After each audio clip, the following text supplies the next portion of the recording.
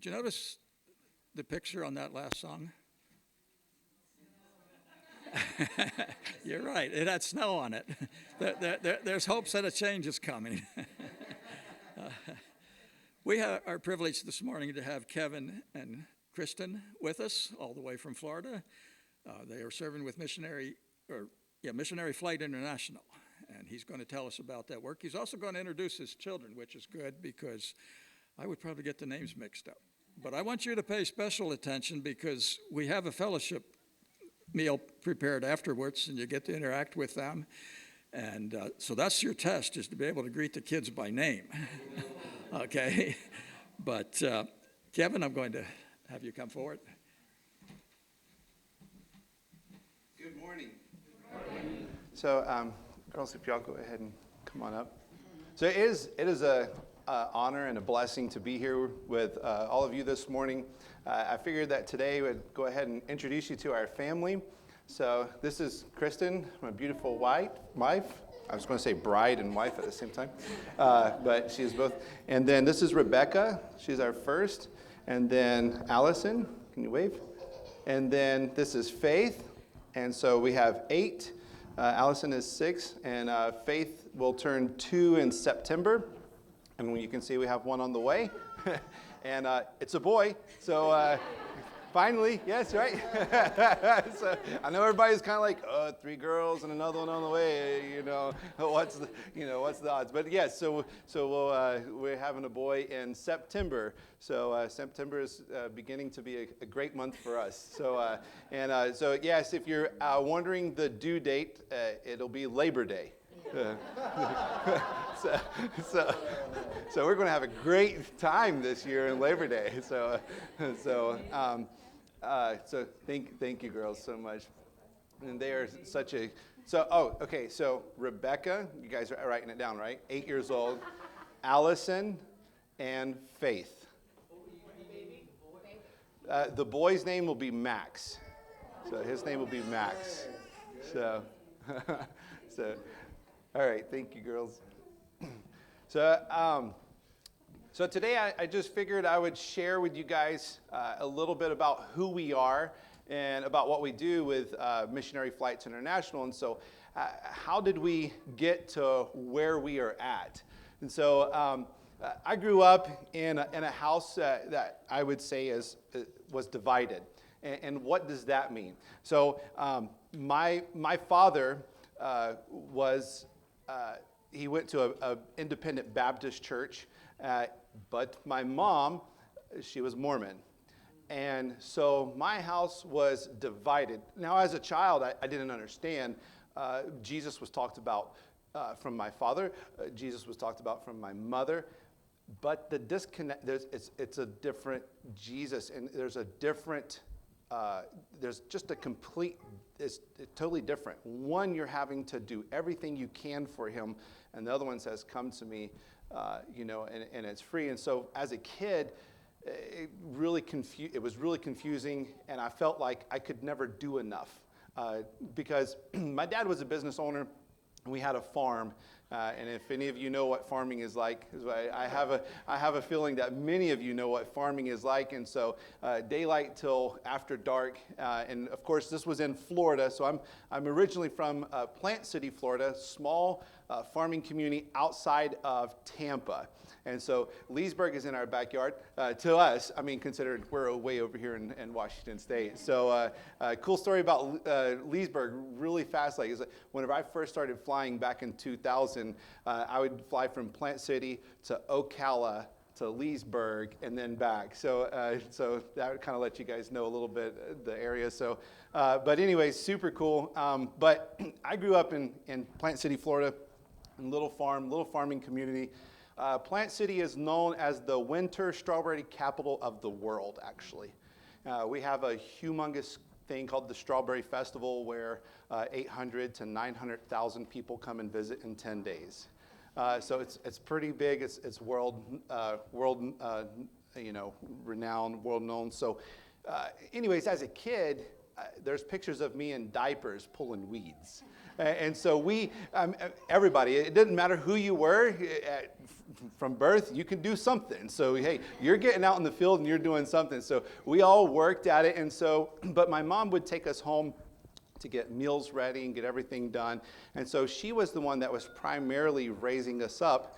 And so, long story of it short, I kind of really want to flip through my testimony really quickly. At 14, I just didn't want anything to do with religion. I turned and ran 180 degrees away from God or anything. I didn't want anything to do with it. I was confused, just didn't want to know about it, and was tired of all the works that I had to do to please God. You guys remember back in the late 90s, mid to late 90s, there was this group come out called Backstreet Boys and NSYNC, right? And so what was the cool thing to do? Oh, to color your hair.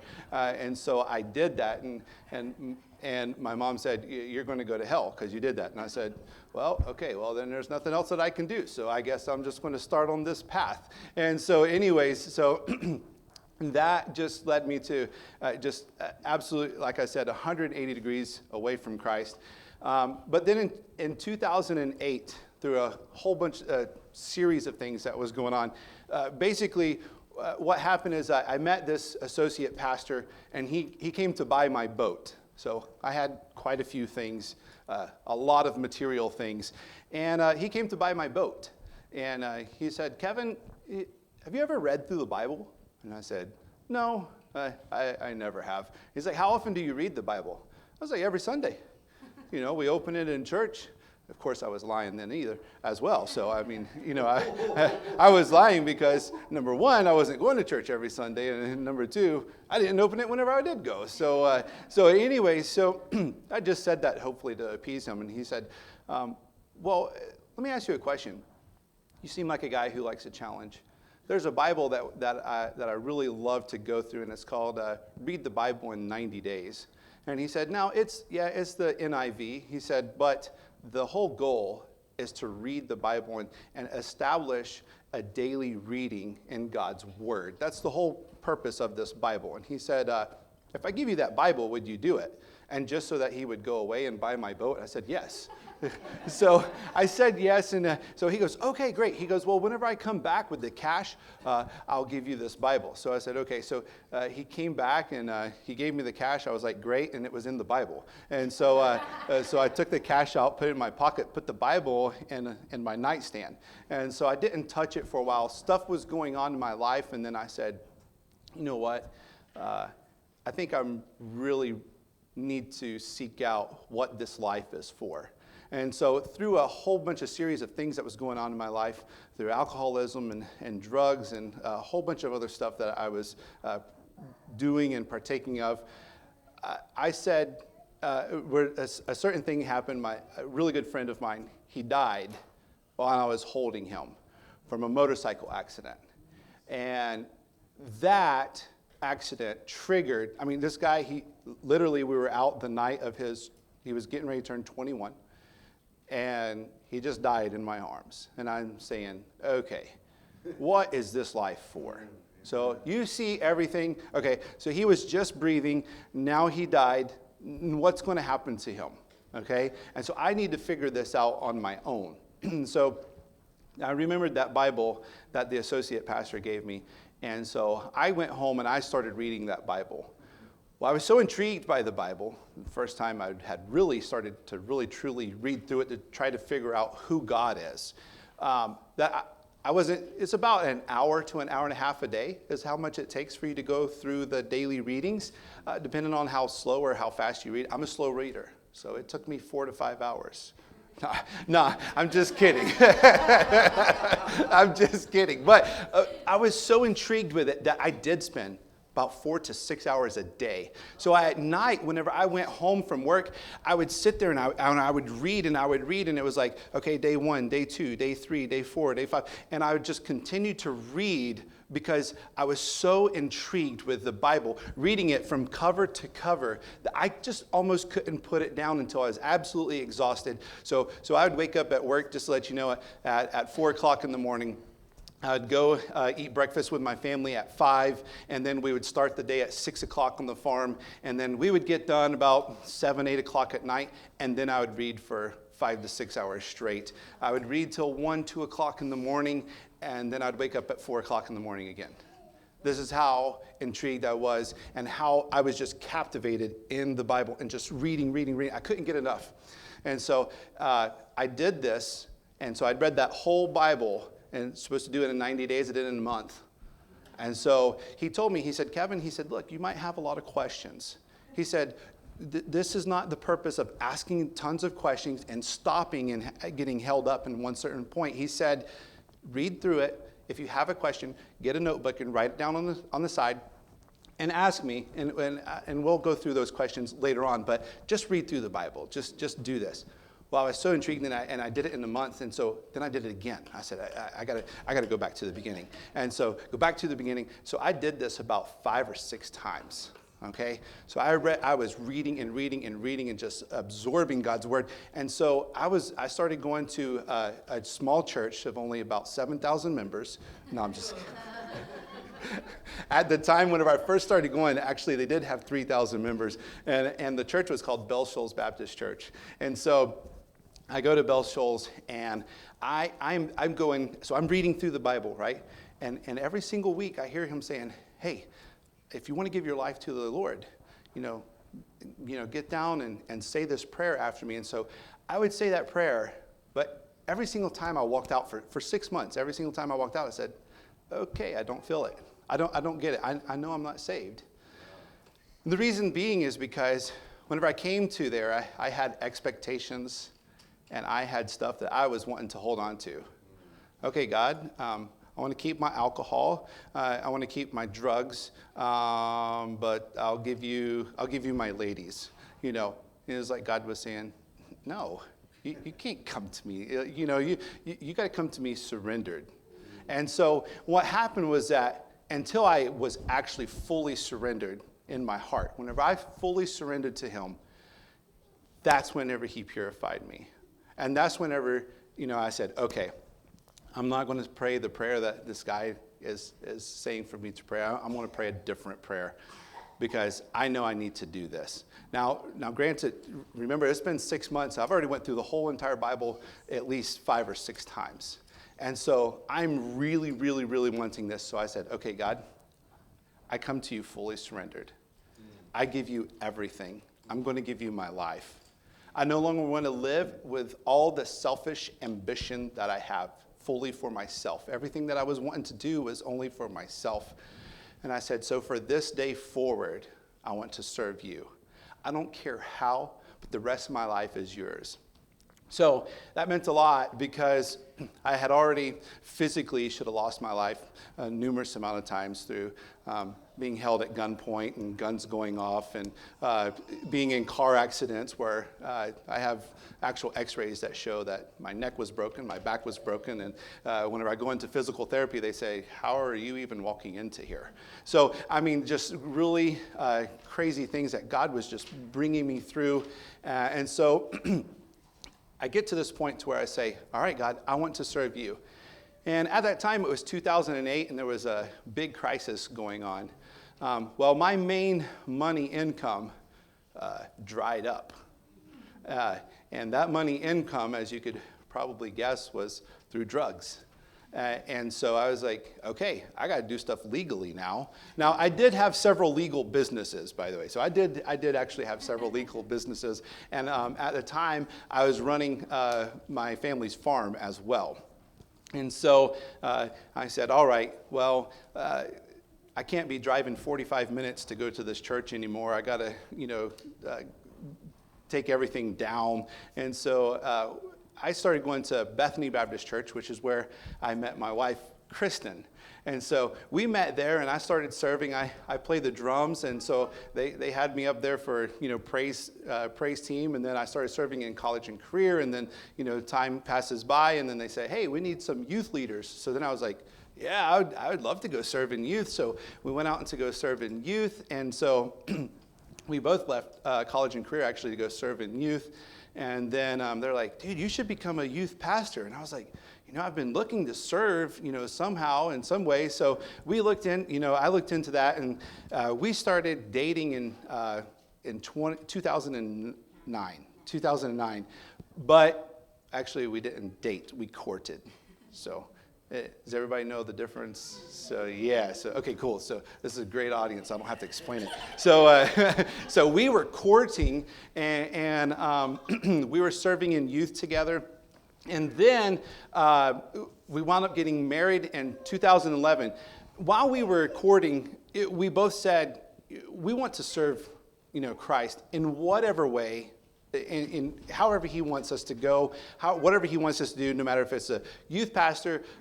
Some people were saying, Kevin, you need to be a pastor. And I was like, okay, I might look into that. So after we got married, I started going to this, I went to a couple classes. A local seminary said, you can come for a couple classes for free. So I was like, okay. So I went and I did that. And then I said, yeah, I don't think pastoring's good. That's really probably not my cup of tea. I said, but I'm willing to do, probably anything else. And so, and of course, that was whenever I was still young, much younger. But then I heard an advertisement for Moody Aviation. How many of you guys have heard about Moody Bible Institute? Okay, so really awesome, which actually kind of is what brought us here, is Moody Bible Institute. So I called up the people, and they're like, yeah, so we have this really awesome aviation program. And I was like, how awesome is that? I already had a pilot's license, and so I can be a missionary? Yeah. And I can use airplanes to go spread the gospel? They're like, yeah. I came home, I was so pumped. Like, if you think I'm pumped, no. I was like, hey, babe, I gotta tell you something.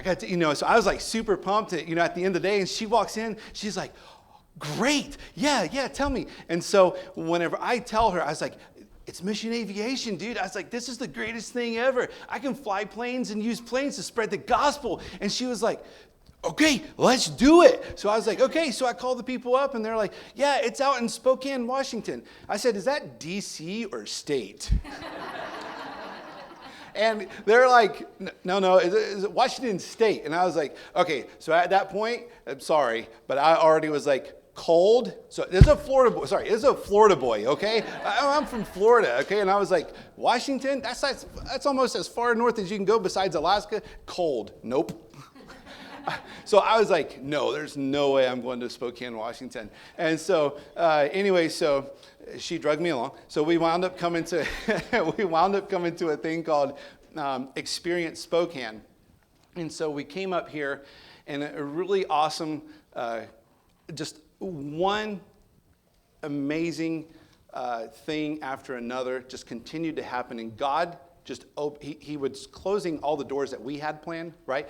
Any of you guys who are planners and you're just going through life and you're like, okay, so we got to have this and we got to have this. Okay, so you're just doing this, but then as you're walking, right? And it's just like, boom.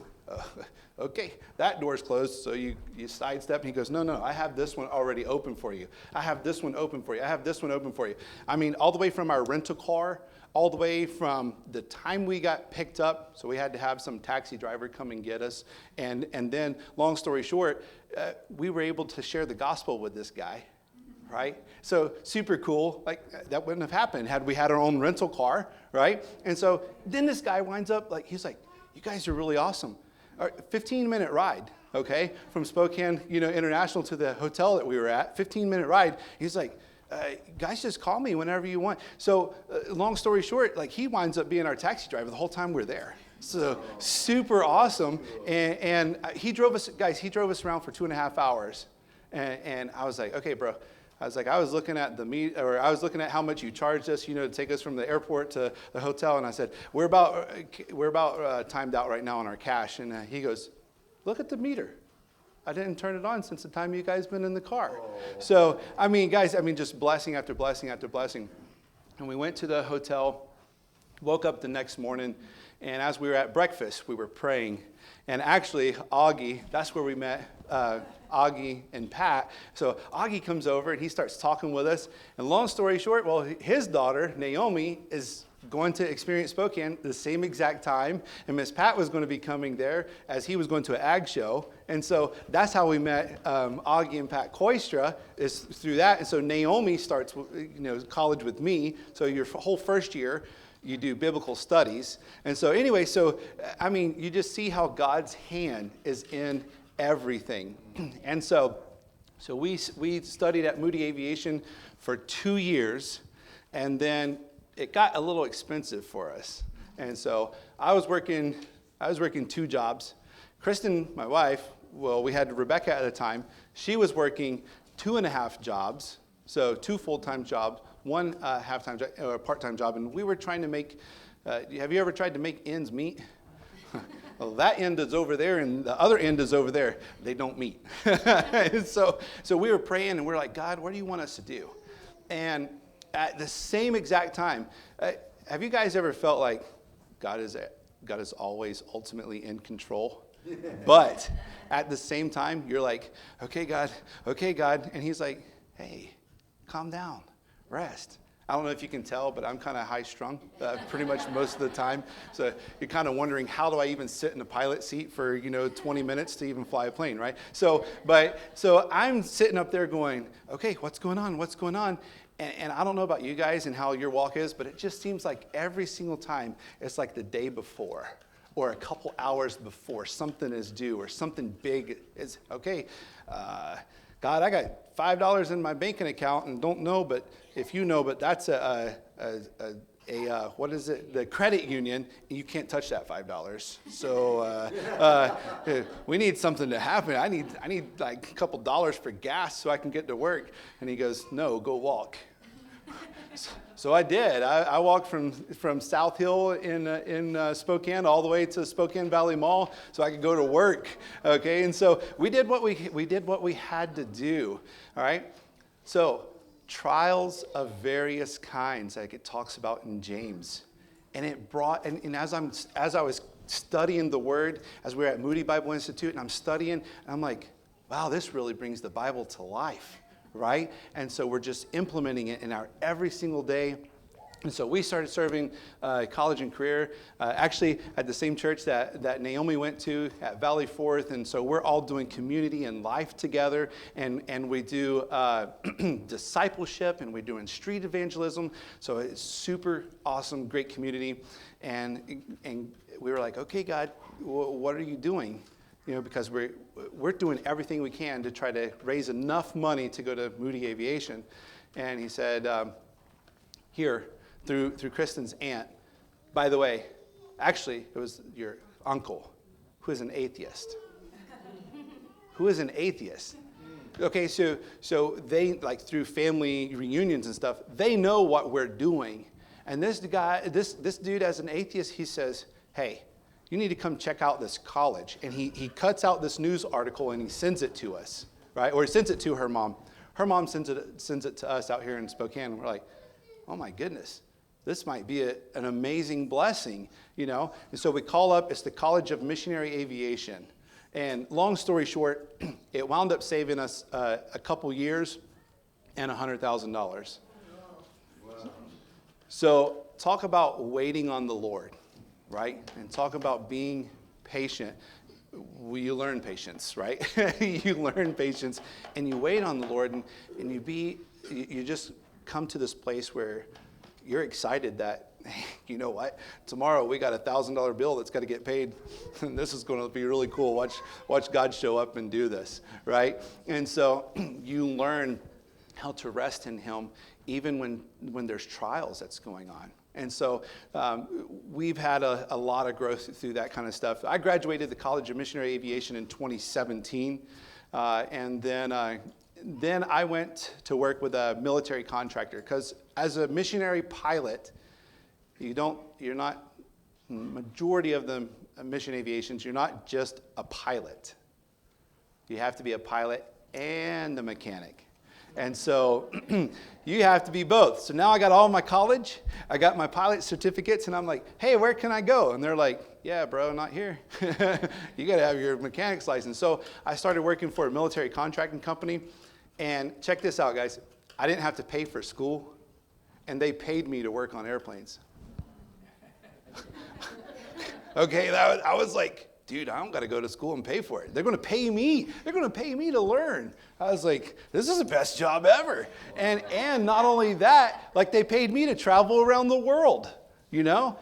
And even though it was a military contract, I wasn't in the military, but it was like I was in the military minus PT, all right? So it was kind of cool. We got to fly military airplanes, and I got to work on military airplanes. And so it was just, I mean, you want to talk about a blessing. So I worked there.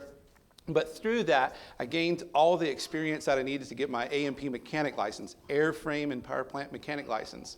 And see, God just continues to provide, right? He continues to provide. So whenever we try to do things our way, man, it's like God says, you don't see it, do you? You don't see my picture I have for you. You don't see what I have for your life.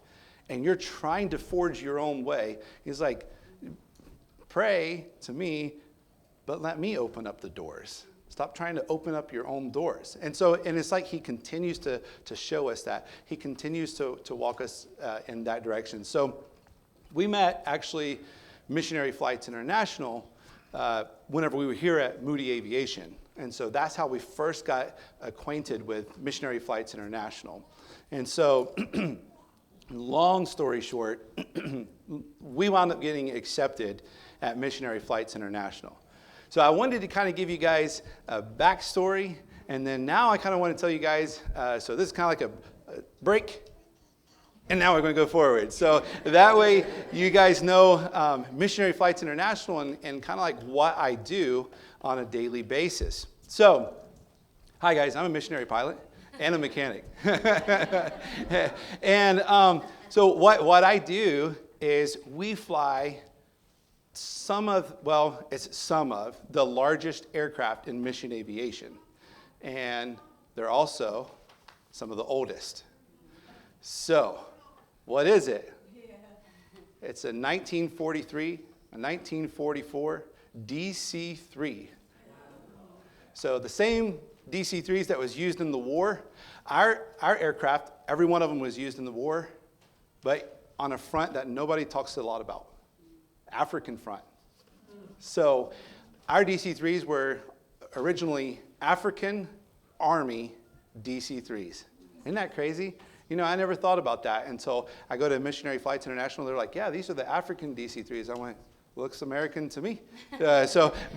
And so, but there was a whole other front in World War II that was going on in Africa, right? So remember, Italy and Germany was trying to take over the world, not just, Europe. So, super cool. Were they D-Day planes? No, they weren't D-Day planes because they were on the African front. They were not in the European front. So, but the cool thing is that our aircraft was retrofitted with new engines. So, if you know anything about aviation, they had older engines that were called piston engines. And if any of you know a little bit about aviation, you know that these things leaked oil. And when did they not leak oil? When they didn't have oil in them, right? So if they weren't leaking oil, you're like, it needs oil. Or we ain't going nowhere. We'll go somewhere, but not too far. So they retrofitted them with new age turbines. And so what they did is they cut the fuselage, they extended it 39 inches, and they put these really big, massive, powerful, no, they're really not. They're actually really small. So there's small turbine engines that weigh less and provide more power.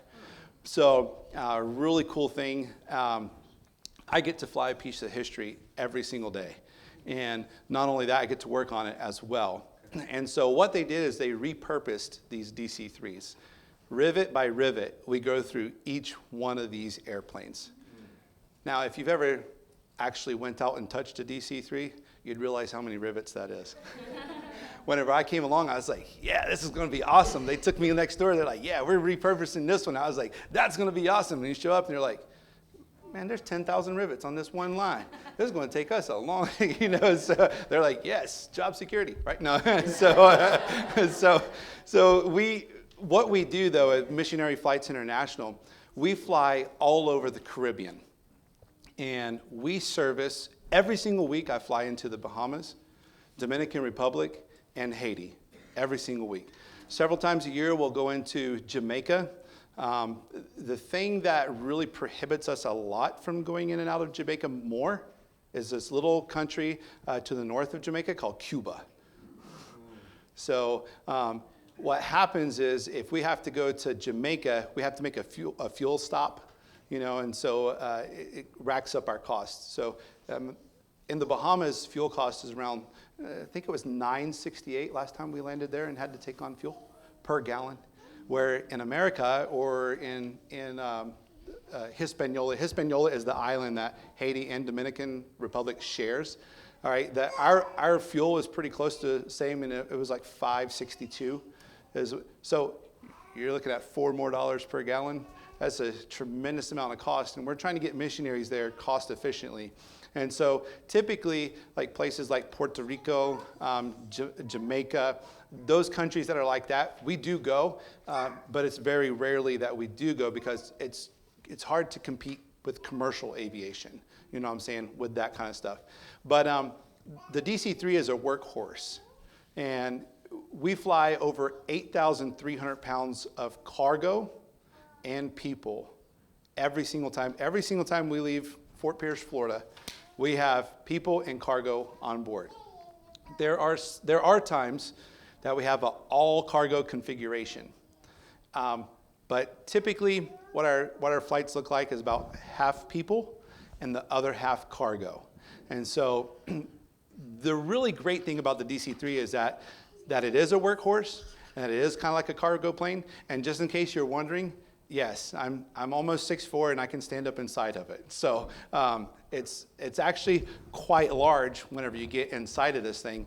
We can set 2 seats up on either side, and you can sit 4 people across. So like on family day, we get family and friends. You can come out and you can take a ride for $20 in our DC-3s. We just use $20, basically covers our gas, and we'll take up 32 to 34 people every single ride. So that lets you know how many people that we can take up. But if you're going to go to Haiti with 34 people, I hope you don't have any baggage, right? So a really cool thing though is that we fly in and out of Haiti and Dominican Republic, and we take mission groups and mission teams in. So another really cool, fun stat is this. We fly over 550. It's 550. We're actually really close to 600 different missionaries and missionary organizations that we fly in and out of. That we fly them in and out of the Caribbean. And so what does that kind of look like? So I'll let you know what that kind of looks like. Let's say that you have a team, okay, and your church is wanting to do ministry work in, let's just say Haiti, for example. So you call us up and you say, hey, the airlines won't take us because we got 3,000 pounds of cargo. And right? So can you imagine how much it's going to cost you? A 50-pound bag is expensive. Can you imagine how much 3,000 pounds of cargo is going to cost you to take your saws? If you're building houses, right? We take all their equipment, saws, hammers, generators, you name it. Think about what you're doing if you're building a house. Okay, drilling freshwater wells. I've taken pipe in. I've taken electrical pipe in where they're trying to put solar systems for, to have electricity. By the way, did I say we're going in and out of Haiti, right? So you guys know that Haiti is it's the poorest country in the Western Hemisphere. So when we have lights on and we have heated and air conditioning buildings, you're lucky if you get to stand outside and people's not shooting at you. In Haiti, whenever you're trying to have a service. So it's a lot different dynamic than what we have here. And so we take things over to try to help spread the gospel. Now, you ask what kind of things? Well, that's a great question. Let me see. Last week, we took 50 chickens in. A couple months ago, I took 40,000 fish in. So we take fish in.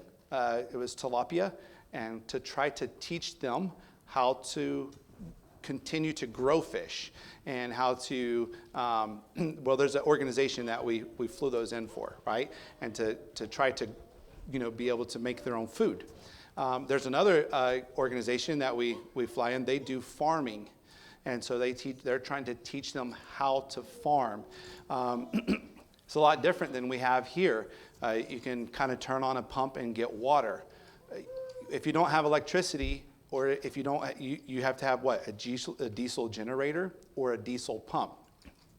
Well, back in July of last year, actually it's coming up to a whole year, their president got assassinated. So the gangs have been taking over the country. So ever since I've been with Missionary Flights International, diesel is non-existent. If you can get it, it's about $20, $25 a gallon. Now think about trying to operate something on that cost. And so what we do is our people go in, they'll set up like a solar-powered pump. And it's really incredible. And these pumps are huge. And it's incredible how much food that they're able to produce with these pumps that are pumping water. So we have a crew that goes down, they dig these freshwater wells, and we have another crew that comes down, they set up the solar panels, and we have another team that goes down, they set up the pump, and they get the irrigation, and so we take an irrigation pipe and all the fittings and everything that you need for all that kind of stuff. I mean, you name it, we take it in. Babies, they need diapers. We take in diapers. We support, I think it's something like 14 or 16 different orphanages that Missionary Flights International, we ourselves actually support. So we do this one day, it's called Feed My Starving Children, and we provide over 100,000 meals through Feed My Starving Children, and we help support these orphanages. So you name it, we fly it. Medicines. How about, what do they call them? It's four-wheelers, ATVs, that's what I was looking for, ATV. They also have these things called BUVs. Has anybody ever seen a BUV? I had never seen a BUV either, but they take like a Yanmar tractor motor and they put it on this frame, it's a frame made out of like 4-inch channel, and they put this back on it, like a kind of like a dump trailer kind of thing, and they drive this thing around. It's really cool. They call it a basic utility vehicle. And so they use it to transport their stuff around. If you've never been into a third world country, you would understand that even though we think our roads are horrible here, they are horrible there. I mean, your car will disappear in some of them, you know what I'm saying? Some of those holes that they got out there. It's like, riding. So what would normally take us like a 30-minute drive might take you 2 hours, for them, right? And so super, super interesting, all the different missionaries and missions that we're able to be a part of and that we're helping with.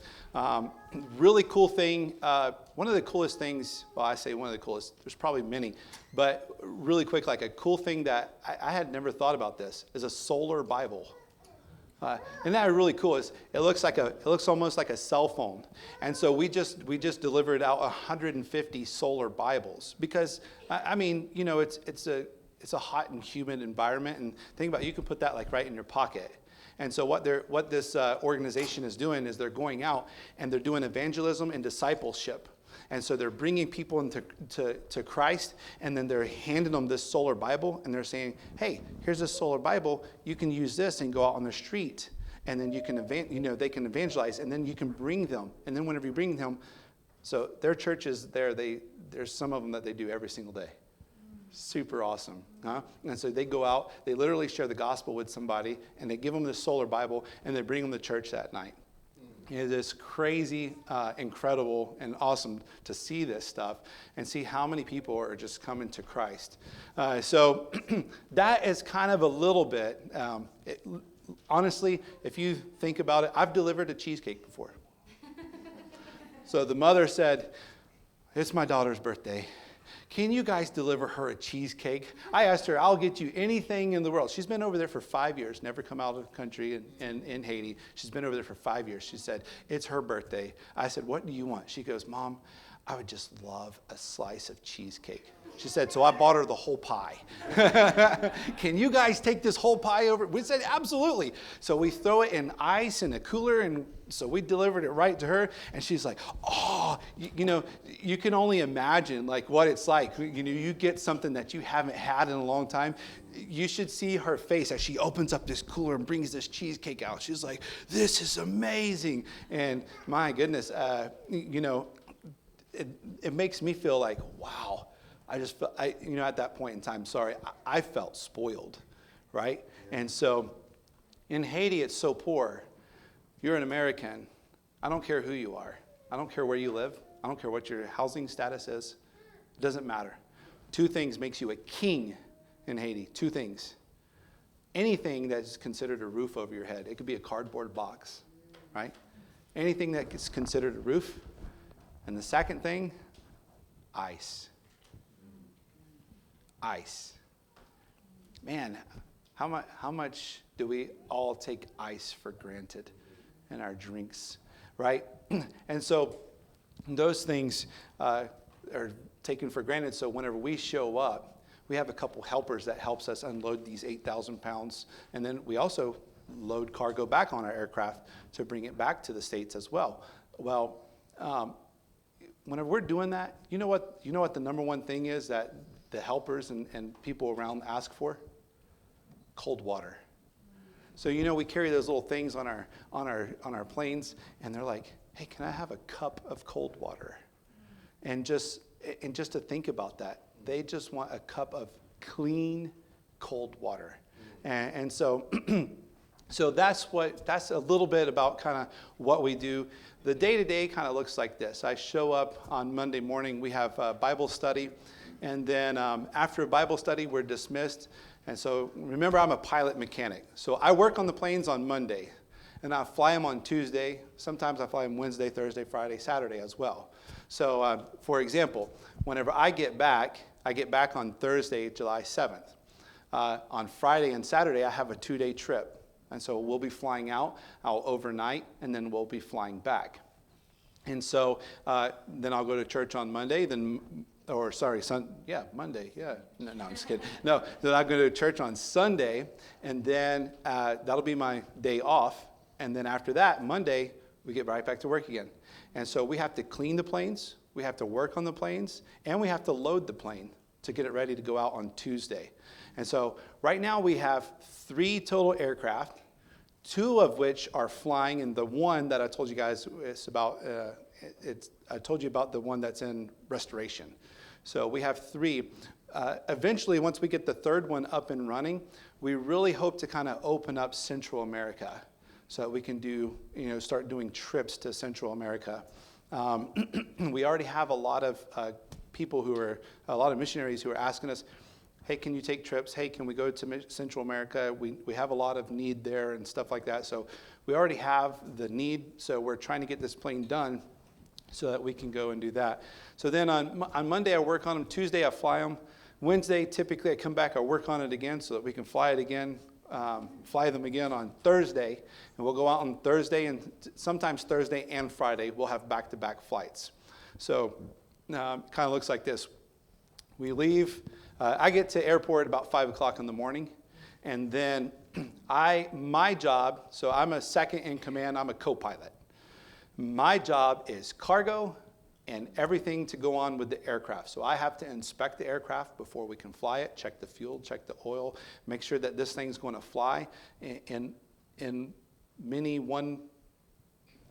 try to see how to say this, many pieces, but in one working order, right? And so I told our director of maintenance, I said, I brought it back in one piece. He said, how did you do that? It left in many pieces. so I was like, yeah, I see that, touche. Okay, I won't say one piece anymore. So anyway, I get to the airport. I make sure everything is going good. People show up, our missionaries show up at about 5:45. They start checking in their baggage and any of the cargo that they have, they check in. So I'll load anywhere between, well, actually sometimes I've only loaded 50 pounds in a morning. But then there's other times where I've loaded 3,000 or 4,000 pounds in the morning. So we have to load the airplane, get everything stacked and strapped down and taken care of. And because our departure, so I have an hour to do that. So our departure time is anywhere between 6:15 to 6:45. And so, yeah, you're not walking it. So it's a good thing I have this much energy, right? Because you're not just like going, ba-doop, ba-doop, ba-doop. No, it's like, hey, we got to go, go, go, go. And so we get all this stuff in there. And I don't care how you look at it. 4,000 pounds is 4,000 pounds, right? I mean, it doesn't just walk itself on. But the people do. So that's awesome, right? so anyway, so we loaded up, wheels up. Now, to go to Haiti, that's about, so Dominican Republic is going to be a 4.5 hour flight direct. Haiti, if you think of Haiti kind of like a crazy looking sea like this, or I kind of like to say like an alligator's mouth because it's going to eat you. But anyways, at the very top up here is called Cap Haitian. And Cap Haitian takes us about 3.5 hours. Now, if you're wondering what the difference is between the old radials and the new turbines, that was an hour difference. So used to it as a 4.5 hour flight direct. So now with the new upgrades, we do go faster. It's less weight. The engine's way less, but we're faster. And so it's 3.5 hours. It shaves a whole hour off, which is incredible. If we go, there's only 2 cities that we can fly into that are international into Haiti. And that's either Cap Haitian or right here in the mouth is Port-au-Prince. And Port-au-Prince is about 3.8 to 3.9 hour. So you can round it off to about a 4-hour direct flight. And so we get there. Now, once we get there, those are not the only 2 airports that we fly to. We also fly to grass strip runways, like in the middle of the country called Pillon. And by the way, if you don't know this, in Haiti they speak Creole. Well, yo no sé cómo hablar en Creole. Right? I know how to speak Spanish, not Creole. So I love whenever we go to Dominican because I'm like, oh, yes, I'm at home. Yeah, hey, ¿cómo estás? And so I start talking to them. But then whenever we go to Haiti and we have overnights in Haiti, I'm like, oh, no. I don't know how to talk to these people, right? But it's really awesome because a lot of times I just start talking in Spanish and they're like, oh, maybe you're not American, so we won't abduct you, or kidnap you, So remember, you got to think about those things, right? Did you guys hear about the 17 missionaries that got kidnapped, or 16 or 17 with Christian Aid Ministries? That happened back in November, and I was actually on call for 3 months. We were on call. We were on standby. So during Thanksgiving, we could not go nowhere. During Christmas, we could not go nowhere. Because we were on standby, because we thought they were going to release the missionaries at like any day. And so Cam called us up and they said, please be on standby. As soon as they release them, we want you guys to go in and grab them and grab their stuff and get them out of there as soon as possible. And so we were on standby for about 3 months, and then the government decided to finally stand up and get in there and do something. But anyways, so that's kind of what it looks like as far as kind of like a day-to-day thing that we do. So I know it's kind of close. Is anybody hungry? Is anybody hungry? Oh, there's no hands. Wow. Well, I hear there's an all-you-can-eat buffet downstairs. So but what I kind of like to do is there's a lot that goes on. Actually, we have a mail room. We deliver mail to every single one of these ministries. We team up with people, kind of people you might have heard of, Samaritan's Purse. We work with them hand in hand to deliver all kinds of stuff throughout the Caribbean, and so there's a lot that actually goes on. But if you guys, what I'd like to kind of do, because a lot of you guys will try to come up to see me, or maybe you won't because you're shy. I'm very shy. So, no, I'm just, as you can tell. But what I'd like to do right now is kind of open this up to a Q&A, like a question and answer, so that if you have a question, please feel free to ask me. Honestly, this is just the tip of the iceberg that I've shared with you that we do.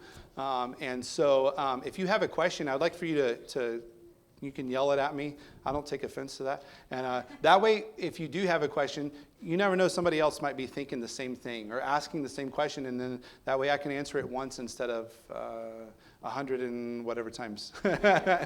So, all right, I see a hand over here already. Yeah, I'm curious, when you say you have an overnight, what kind of accommodations do you stay at, or do you have like a bunker there, or a No. resort, or? No bunker, no resort.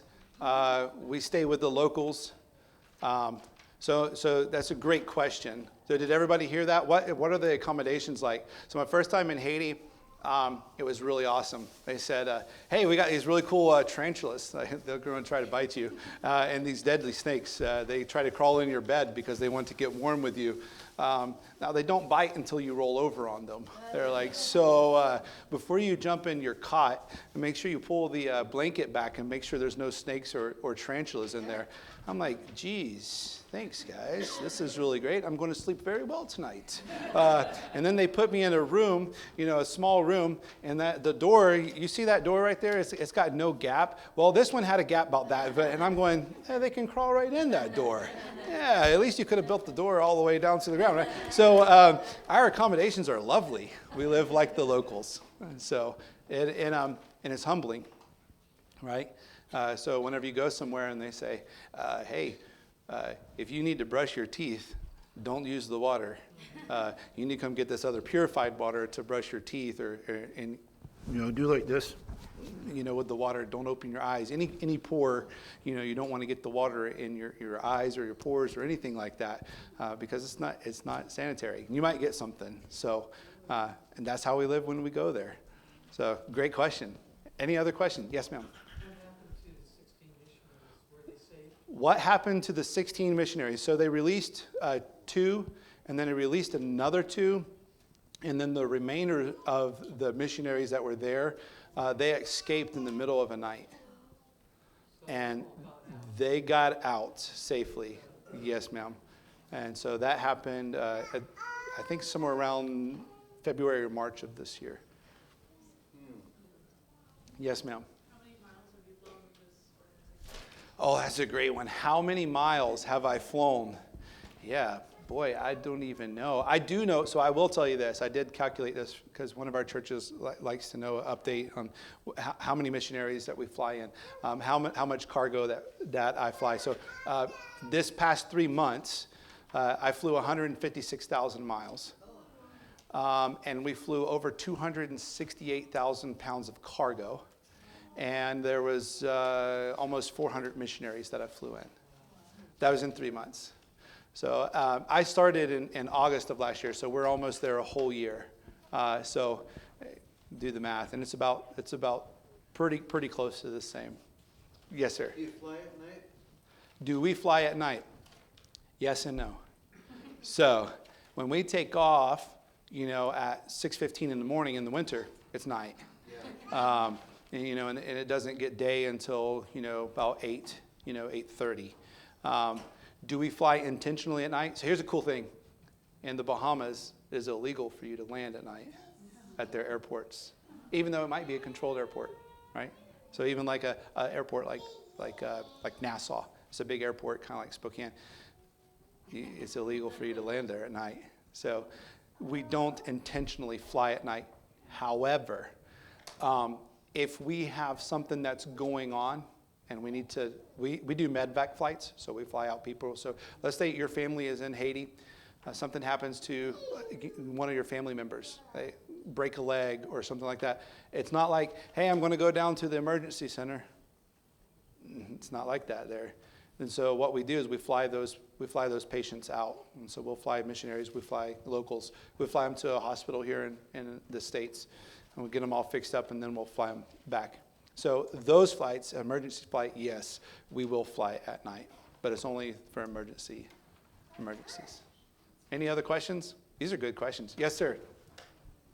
When you fly to Haiti, do you have to refuel, or you have enough to go overnight? Great question. When we fly to Haiti, do we have enough fuel or do we need to refuel? Okay, so remember I told you that our aircraft carries 8,300 pounds of, useful load. Now, I can direct flight, we can go direct there to it. However, in order to do that, we take 2,000 pounds more of fuel. So on our cargo flights, where it's solely cargo and just crew, and so we're trying to take as much cargo as possible, yes, sir. We will fly halfway, and we land in Exuma, Bahamas, and then we take on fuel in Exuma, and then we go from Exuma to Haiti or to Dominican Republic. Great question. Anybody else? Yes, sir. You know, I was just wondering, now you flew DC-3s, and my dad was a pilot. Oh, that's and awesome. He figures that was probably one of the most durable planes there ever was. But anyway, he was telling me, like, when he would fly, sometimes when it was raining and stuff, he would see the rainbow, but it wasn't really a bowl. It was actually a whole ring around it. When you're up above in the air, you can see the whole ring, a circular ring. Yes, sir. I was just wondering, have you ever had a chance to see that? 'Cause I always thought that would be really astonishing to see the whole ring that, you know, that God had promised that he would never flood the earth again. But, you know, that's just something that always stuck in the back of my mind. I would really definitely like to see something like that. I probably see one of those every time I fly. Yeah. So we're flying in the Caribbean, and there's clouds all over, and you'll see like we'll fly around the thunderstorm, and it'll be over here. And whenever you see a rainbow, it's not a bow, it's a circle. That is super cool. Yes, sir. That is awesome. Yes, sir. And it is. It's very durable. So the aircraft that we're flying, DC-3, once we repurpose it, it'll be good for another 80 years. Yeah. Yes, sir. I have another question about DC-3. Okay. Yes, sir. I'm sorry. Yeah. Yes, you. You go ahead. Yes, sir. My dad was telling me about the DC-3. Now, the Soviets stole a lot of stuff, especially like the atom bomb. They infiltrated our secrets and stuff. But, you know, they got some stuff on the DC-3 they stole. And when they assembled it again, because the DC-3 had a few faults. I mean, it's a good plane, but it had a few faults. And when they stole all the blueprints for the DC-3, they incorporated mistakes that we had already corrected. Yes. Yeah, and they weren't able to, they lost quite a bit, and they weren't able to correct it. And actually, we've taken that a step further. So there's some stuff that we do. It's called a STC that we put on our aircraft, and it actually extends how much we can carry. So it takes the original weight from 26,900 pounds to 29,000 pounds. So that's our full gross weight is 29,000 pounds. Yes, ma'am. Do each one of you pilots that do this have to raise your own support? Yes, ma'am. Great question. So she said, does each one of us pilots have to raise our own support? Yes, ma'am, we do. So we're missionaries. Yes. And so whenever we come to Missionary Flights International, we have to raise our own support to be able to go there to serve with them. And you evidently do not have all your support, or you do? No, ma'am. So we don't have all of our support. So we're about, we're in between 70 and 75%. It goes, you know, like with ministry, it goes up and down. But if you just do a straight line across the board, it's between 70 and 75%. It's a great question. Thank you. Did I answer your question fully? Oh yeah, you want to, guys? So we do go ahead and if you want to pass those around, we do a newsletter. If you guys are interested, you can sign up for our newsletter. On these clipboards, and either way you want it, we can do email or we can do snail mail. Either way, we'll get it to you. Snail mail, because it takes, sometimes it takes months to get something now, right? And we're like, man, we're still in the United States, right? So, all right, awesome, great question. Yes, ma'am. I got one more question. How does all of this cargo and people, how does that work with customs? Absolutely, great question. How does it work with customs? You just slip them a couple hundos and just plug. No, I'm just kidding. So it's rigorous. We're constantly. So we have one person on staff that does nothing but communicates back and forth between the missionaries and that are coming, the stuff that we're sending, and customs. And actually we have 3 people that are doing that. because we have the people, like a receptionist and stuff like that. She's receiving phone calls. We're trying to call, okay, hey, we got this that's going out. Hey, we got this that's coming in. Customs, we got this and this. And okay, send us all this paperwork. And so you can only imagine how much paperwork it is that we go through. And every time we land in Haiti, and we're bringing Haitians to the States, they're coming here to whatever they're doing, see family or whatever. A lot of times they want to bring food. And we tell them, you can't really bring food into the States. They don't like it, especially like anything that has seeds or anything like that, or leaves. I've seen them take leaves and they're like, yeah, you can't bring this stuff in. They said, well, that's like a season or whatever. They said, sorry, it's got a stem on it. You can plant it and grow it. You can't bring it here. And so we try to curb as much as we can, but I'm loading on 20 people, 16 people at a time with all their baggage and stuff.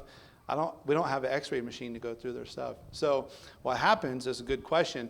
They get back to here, and there's been some crazy stories, but they get back here, and so they Customs is like, what are you trying to bring? You can't bring this stuff, into here.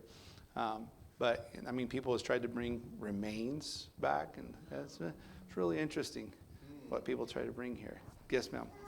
Who pays for all this cargo and missionaries? Do the missionary organizations pay themselves, or do the missionaries pay themselves so all this cargo costs Yes. go in and out?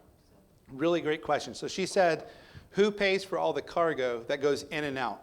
Okay, so what Missionary Flights International, what we pay for is we pay for the aircraft, we pay for all the maintenance, we pay for all of that.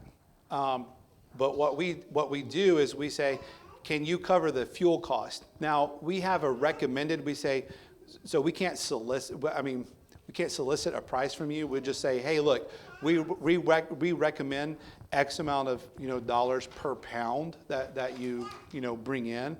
But if you pay it, you pay it. If you don't, God provides, right?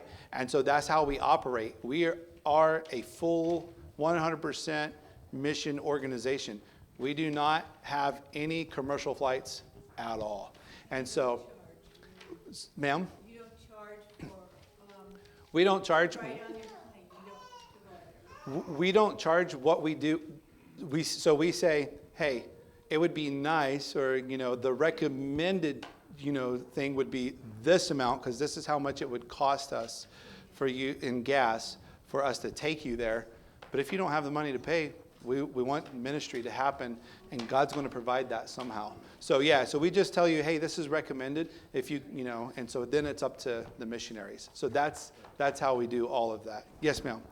So when you say you're at 70 or 75% of your support, does that support then include the cost of maintenance and fuel, et cetera? No, ma'am.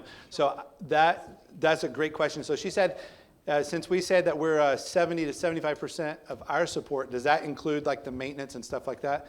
No, ma'am, that does not. That is solely for our family to be there in Florida and to live.